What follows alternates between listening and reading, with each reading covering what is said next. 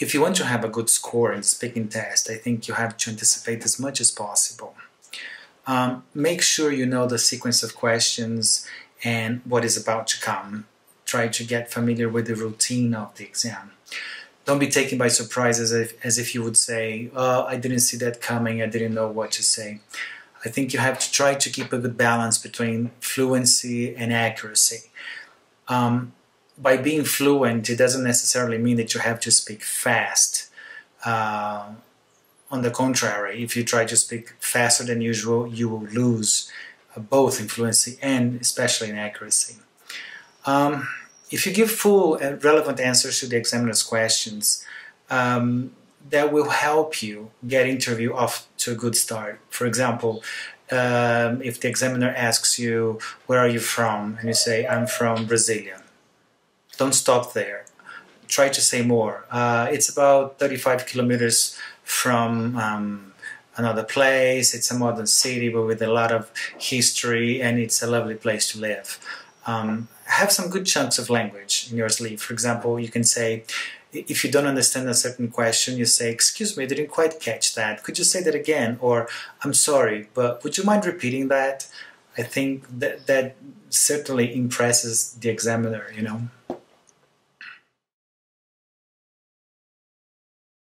Well, Brazilians in general, they are very good conversationalists, so that shall not be much of a problem. However, the same cannot be said about writing and timing.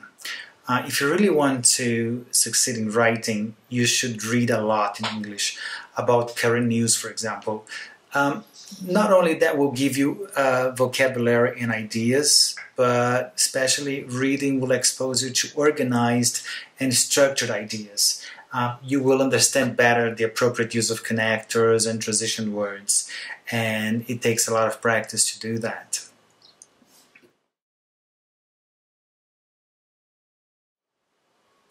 If you're applying for the exam, there are 3 rules of thumb that you should follow. Number 1 is practice for the exam. Number 2, practice for the exam. And number 3, practice for the exam. I mean, the more you practice, the better you become familiar, the better you know the rules involved in the sequence of the tasks, in the different kind of exercises and questions that comes together with the exam. And if you go to the IELTS official website, they give you lots of hints, you know.